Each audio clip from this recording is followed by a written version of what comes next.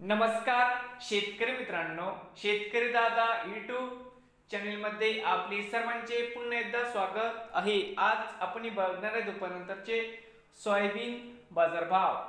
लातूर जिल्ह्यातील देवणी या बाजार समितीचे आजचे सोयाबीन बाजारभाव म्हणजे दिनांक 11 फेब्रुवारी 2024। सर्व शेतकऱ्यांनी हा व्हिडिओ संपूर्णपणे बघा, कुठे स्किप करता।